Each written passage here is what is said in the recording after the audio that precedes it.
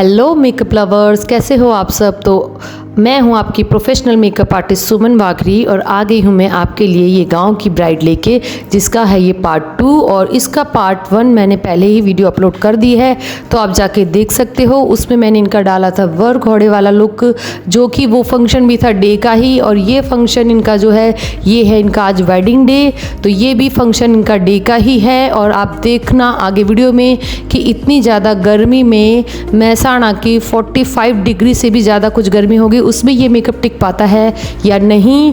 तो ये आप देख सकते हो कि सुबह सुबह का ही टाइम था और मैं चली अपने काम पे, रेडी हो चुकी थी मैं सुबह सुबह, और मैंने जल्दी जल्दी ब्राइड को बुलाया और उनको उनका फिर मैंने आउटफिट पहनाया। मैंने लहंगा नहीं पहनाया था, बस मैंने ब्लाउज ही पहनाया था। और गाइस मैं आपको क्या ही बताऊं कि बस ये जर्नी मेरी बहुत अच्छी भी रही और बहुत ही मेरे लिए स्कैरी भी रही, क्योंकि जो कि वेदर था, वेदर में ऐसे नॉर्मली ऐसे पसीने निकले जा रहे थे, तो मैं सोच रही थी कि मेकअप भी पूरा ऐसे ही मेल्ट हो जाएगा। तो आप मेकअप देखना आगे कि मैं करती हूँ मेकअप मेल्ट होता है या नहीं। तो लेट्स गेट स्टार्टेड। और आप देखना, मैंने इसमें आप देख सकते हो कि मैंने पहले स्किन को प्रिपेयर कर दिया था। मैंने मॉइस्चराइज़र नहीं लगाया था, क्योंकि इतनी ज़्यादा गर्मी में मॉइस्चराइज़र लगाती तो और ज़्यादा पसीने आते, इसलिए मैंने मॉइस्चराइज़र को कर दिया था स्किप। आईब्रो मैंने फिल कर दिए थे, वो भी फॉरएवर 52 के ब्राउज से। और उसके बाद मैंने आईज पे बेस लगा के इनको सिंपल सा ही मैंने आई मेकअप दिया था, क्योंकि इनका डे मेकअप था तो ज़्यादा इनको ग्लिटरी नहीं चाहिए था, और मैं भी नहीं चाहती थी कि ज़्यादा स्पार्की या चंकी ग्लिटर्स वगैरह कुछ लगाऊं। तो मैंने इनको सिर्फ मेरी फेवरेट मेकअप स्टूडियो की डस्ट लगाई और इनका आई मेकअप हो चुका था डन। और आप देख सकते हो मैं लाइनर लगा के और स्मच करूँगी इनर कॉर्नर थोड़ा सा और आउटर कॉर्नर से। और गाइस इस टाइम मुझे मेकअप करते करते भी मतलब गर्मी लग रही थी, और टाइम तो ऐसे जा रहा था, इनकी 12 बजे की इनकी बारात आने वाली थी, और मेरे पास थे और भी 2-3 मेकअप, जैसे कि इनकी मदर का, इनकी 2 सिस्टर्स थी, उनका भी मैंने मेकअप किया था। और इनका जो मतलब एक तो वहाँ पे गर्मी की वजह से एक तो मेकअप में पसीने आ रहे थे, और दूसरा स्किन भी इनकी थोड़ी डस्की थी। तो गाइस जैसे जो मेकअप आर्टिस्ट होते हैं, मॉडल्स के ऊपर तो हर कोई अच्छा करके दिखा सकता है, मॉडल्स को तो कोई भी सुंदर दिखा सकता है एसी के अंदर, और अच्छी सी सुंदर सी गोरी चिट्टी मॉडल हो, थोड़ा बहुत अगर उसके फेस पे होता भी है तो वो हम मेकअप से कवर कर लेते हैं।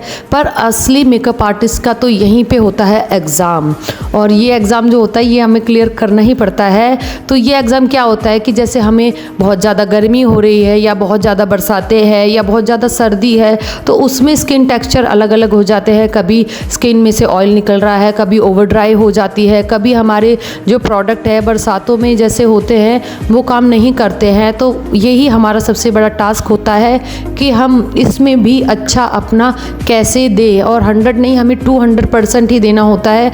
कई बार मैं खुद एक मेकअप आर्टिस्ट हूँ, सोचती हूँ कि मेरा 100% नहीं, मैं किसी क्लाइंट से हम पैसे ले रहे हैं या हम उनसे चार्ज कर रहे हैं अपना, तो हम उनको जैसे जितना चार्ज करते हैं ना उससे ज़्यादा ही हमें करके देना पड़ता है। क्या होता है कि वो भी हमसे बेचारे उम्मीद लगा के रखते हैं कि नहीं मेरा स्पेशल डे है तो मैंने इनको बुलाया है तो ये अच्छा ही करेंगे, तो उनका विश्वास हमें बनाए रखने के लिए हमें खुद डर लगता है या हाथ कांपते हैं हमारे। पर जैसे जैसे आप प्रैक्टिस करोगे, जैसे जैसे आपको टाइम होता जाएगा, आपके अंदर कॉन्फिडेंस आता जाएगा और आप मेकअप में प्रो बनते जाओगे। जैसे कि मुझे भी अंदर से थोड़ा डर लग रहा था, क्योंकि ऐसे मतलब वेदर में मैंने पहली बार फर्स्ट टाइम इतनी गर्मी में मेकअप किया होगा, और इसी चीज़ का मुझे डर था, जो कि भगवान ने भी मेरा साथ दिया। और शायद मेरी ट्रिक और टेक्निक्स ही थी जो मेरे काम आई, और मेरी प्रैक्टिस ही थी जो मेरे काम आई।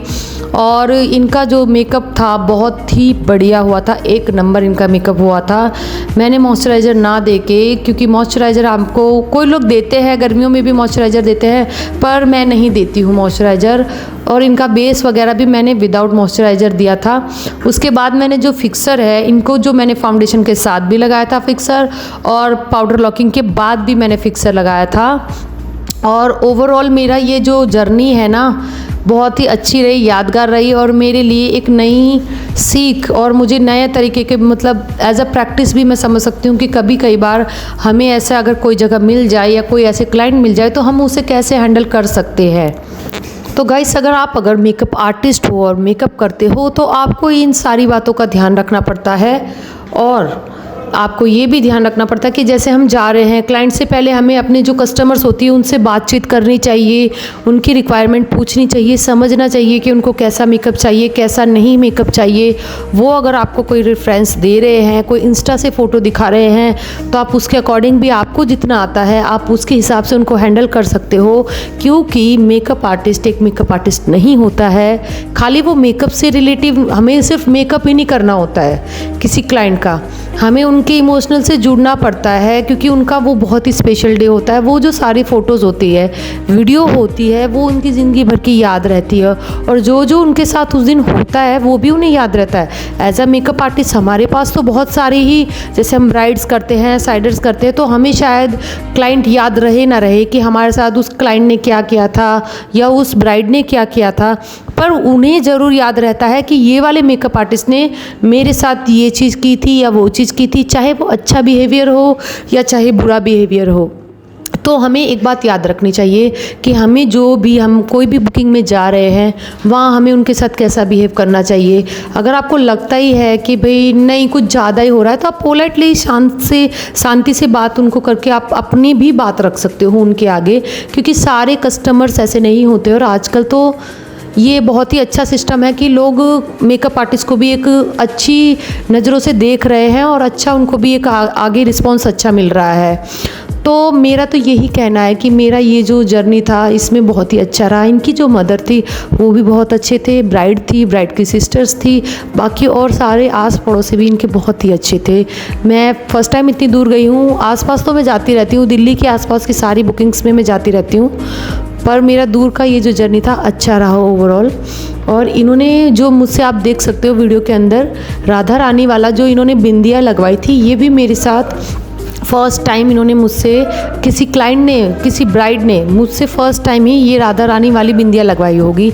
मेरा 7-8 साल का करियर रहा है जिसमें मैंने बहुत सारी ब्राइड तैयार की है, पर फर्स्ट टाइम किसी ब्राइड ने मुझसे ये जो राधा रानी वाली जो हम बिंदिया लगाते हैं आईब्रो के ऊपर, वो लगवाई थी इन्होंने। और मुझे भी स्पेशली बहुत ही एक्साइटेड थी मैं ये लगाने के लिए, क्योंकि मुझे पर्सनली बहुत पसंद है कि मैं किसी ब्राइड को लगाऊँ, पर कोई ब्राइड मांगती नहीं थी तो मैं लगाती नहीं थी। तो आप देखिए मैंने इनको लगाया है और बहुत ही अच्छे आराम से मैं लगाई थी इनको बिंदी।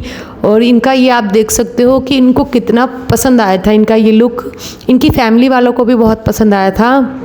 और इनकी मदर ने भी स्पेशल मुझे बाद में थैंक यू बोला था कि आपने मेरी बेटी को बहुत ही अच्छा सजाया है।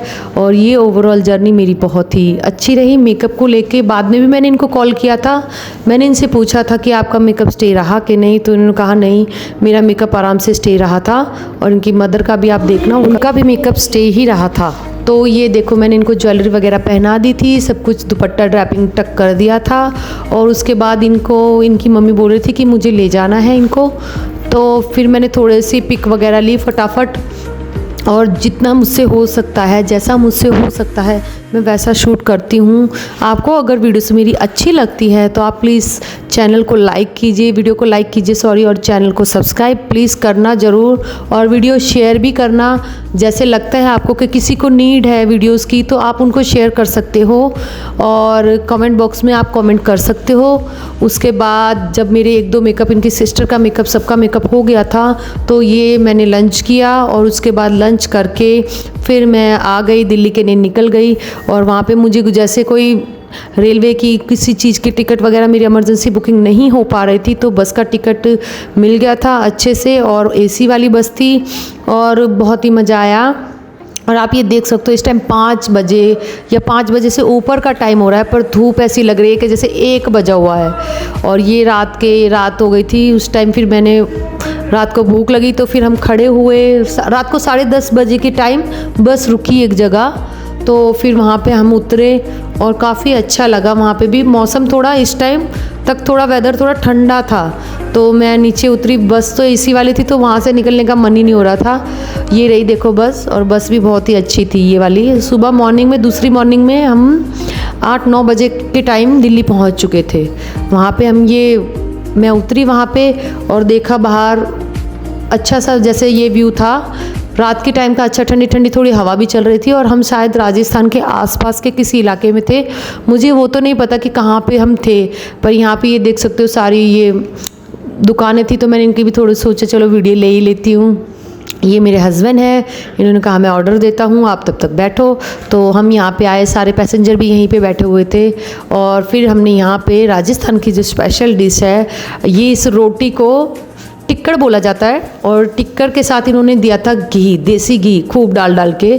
और यहाँ पे राजस्थान की स्पेशल जो सब्ज़ी थी, बेसन के गट्ठे की सब्ज़ी, वो हमने ऑर्डर की, जो कि मैंने शायद फ़र्स्ट टाइम ही खाई होगी, ये बेसन के गट्ठे की सब्ज़ी। और ये टिक्कड़ रोटी भी फ़र्स्ट टाइम ही मैं कहा टेस्ट करते हैं, बाकी तो बहुत सब कुछ खा रखा है, पर चलो ये टेस्ट करते हैं। तो जैसे आप देख सकते हो इनको भी बहुत पसंद आया और टेस्ट बहुत ही ज़्यादा, वाकई में बहुत ही टेस्टी लग रही थी। और ये देखो अब मैं टेस्ट कर रही हूँ और मुझे भी बहुत ही ज़्यादा टेस्टी लगी थी, बेसन के गट्ठे की सब्ज़ी भी और ये टिक्कड़ जो रोटी होती है ये भी।